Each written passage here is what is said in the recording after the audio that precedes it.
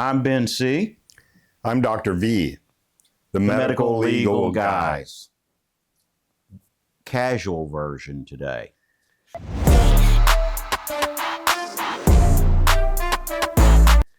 Yeah, so today we're going to be talking about instructions for use, and in particular we're going to be talking about instructions for use of the Altis Mini Sling produced by Coloplast. Also called a package insert.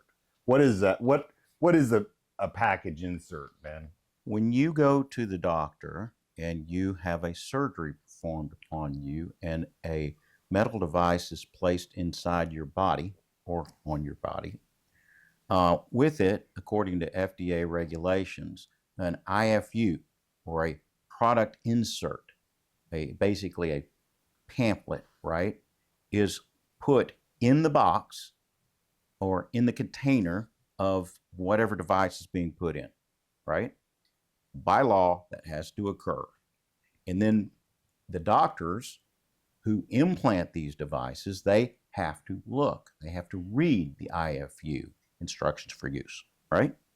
Instructions for use contain things like the actual instructions on how to put the product in, what to avoid. Then it has precautions. It might have warnings, right? And each of these things have different value, so to speak, in different categories of things that they actually use, right? So one's for instructions, one's for how to put it in, one's for how to avoid, one's for warnings, one's for caution. But the bottom line is it's to tell the doctor about the important things regarding a product. So when the doctor is having his conversation or her conversation with the patient, then that doctor must inform the patient of the important things, the important risk of the placement of a product and the benefits, right? So every placement of a device involves risk versus benefit, okay? And the discussion that the doctor has with the patient is called a risk-benefit discussion or a before the patient receives the device meeting, okay? But it's all about what are the risks and the benefits, right? So if the importance of the instructions for use, the importance is that if a physician doesn't know what the risks are of a device and the placement of a device, then the physician can't tell the patient, can't inform the patient, and cannot have that informed consent discussion we talked about a minute ago. So it's really important, maybe one of the most important things, maybe more important than the device itself, are the instructions for use, right? So, because if you don't have a warning listed for a complication, and that complication occurs, and that complication is related to the placement or the use of the device or the device itself, that's a real problem because the patient must have proper informed consent, and that informed consent comes first from the manufacturer. The one person, entity, company that has the most knowledge of their product is the manufacturer of the product. That goes from design all the way to testing, to everything that goes into the design and the manufacture of that product. The chain, sort of speak, is manufacturer informs the doctor, and the doctor informs the patient. I'll also say this, that nowadays, and it used to not be like this, but nowadays the patient gets information directly from the manufacturer, not just from the doctor or what the doctor gets from the manufacturer. The patient gets information off the television set, as they used to call them, or streaming devices. The patient will hear all of these things that the manufacturer needs to tell it before it can put a commercial on television, right? So that's when you hear all of these risks at about 100 miles an hour. The thing is, though, with instructions for use is that they must tell the doctor what is material in terms of risk. That could be frequency and that could be severity. So in this list, Ben, this device, the Altis Mini Sling, can cause pudendal neuralgia, which is a separate diagnosis. The government recognizes that it's a disabling diagnosis and it's a source of benefits. There are treatment protocols, injections, physical therapy, different types of medications, stimulators, implantable devices for this diagnosis. And that diagnosis is not listed on this document. This is the instructions for use from Coloplast. And it doesn't include obturator neuralgia, which has similar disabling pain, stabbing, and burning. So it doesn't mention two conditions, two medical diagnoses that are the most severe, but they mention everything else. What you're saying is, and we've talked about it before on this podcast, but there are two conditions that are extraordinarily bad that can result from the implantation of an Altis device, right? The pudendal nerve is in the distribution of a saddle, if I'm not mistaken, right, Greg? Absolutely right. And an obturator nerve is in the region, but not particularly in the same location. It innervates the inner leg, thigh, and hip. And these two conditions, the one we hear of about most, and the one that probably occurs most, is pudendal neuralgia. And what happens with pudendal neuralgia, Greg? Women have catastrophic pain that they can't have sexual relations. They have limited sitting. Any kind of touching there is normal touch becomes burning. So it's a severe injury, and it requires nerve blocks to women's life expectancy when they're going to die, and it requires muscle injections, sometimes stimulators. So it's a diagnosis, and it really is kind of a buzzword. When people see pudendal neuralgia or obturator neuralgia, it could trigger a doctor who might not know what that is when they read the instructions for use, but a doctor might not know about this, but they should read about it. And that's why it should be listed in the IFU. That's a good point. I actually hadn't thought about that aspect of it, but that's a reason why the instructions for use have to have a warning about the specific condition, especially if it's a severe and debilitating condition. Pudendal neuralgia itself, the name is, it speaks to severe injury, serious bodily harm, right? And so what needs to be outlined in this instruction is pudendal neuralgia, because we all know now that the Altis causes pudendal neuralgia. So obviously we believe that doctors should have this information of pudendal and obturator neuralgia.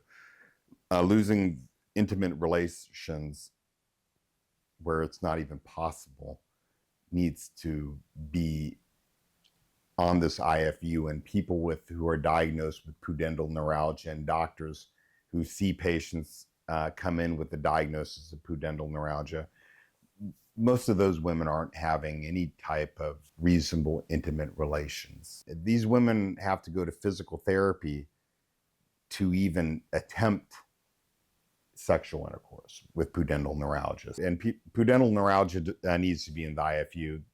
Everyone knows that. Obturator neuralgia needs to be in the IFU.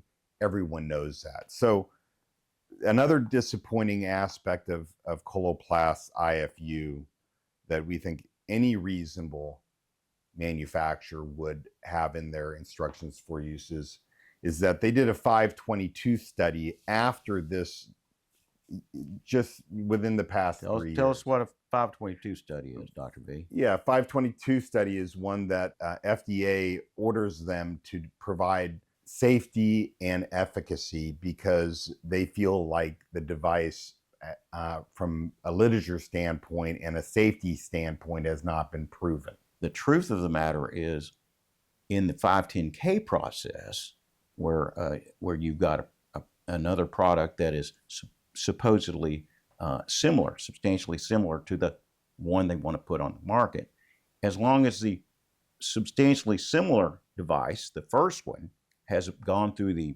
process of the analysis and all of the testing and all of the studies and stuff that get it to the point where the FDA says it's a safe and effective drug or device. All you have to show is that this device is substantially similar in its safety and effectiveness as the prior device, and that's the same type of device. Now, what's interesting is now, the way the regulations are, a manufacturer of a new device, as long as any previous device, whether it's the device that was tested for safety or not, is on the market, and you can point to that previous existing device as being substantially similar to the new one when we want to put them on the market.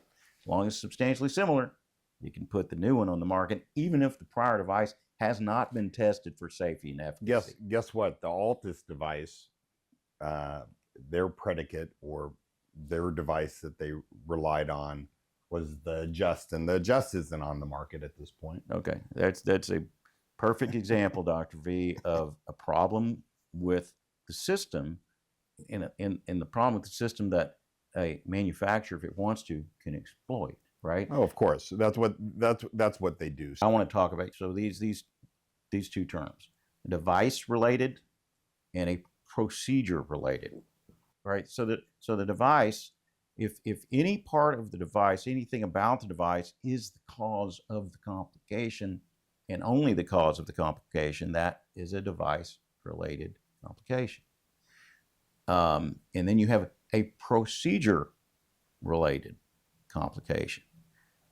I would say it like this: didn't matter what kind of mesh you put in, or what product or what brand you put in, it could even be a different product.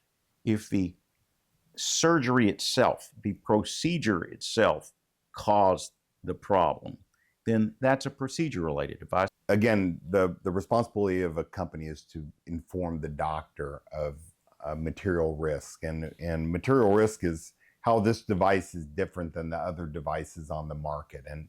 And Coloplast does something pretty sly in their instructions for use, that they aren't telling doctors that this device causes unusual leg pain, which one of their own studies showed, the 522 study, that this device causes 2.5 times the risk of dyspareunia compared to other devices that are on the market. The 522 study is critical, okay? The government told Coloplast that they need to provide this data, okay? And they identified this pain, and that pain, they said in that article, we don't know what they told the FDA, was from positioning, which doesn't make sense because both groups have the same position. That's kind of sneaky. This device causes pain, okay? It causes leg pain. It causes dyspareunia 2.5 times more. It causes Pudendal and Obturator neuralgia.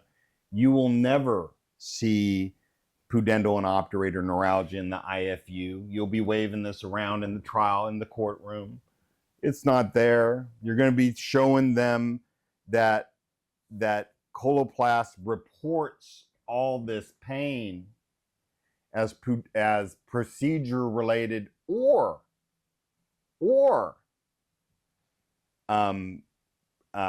product related, device related.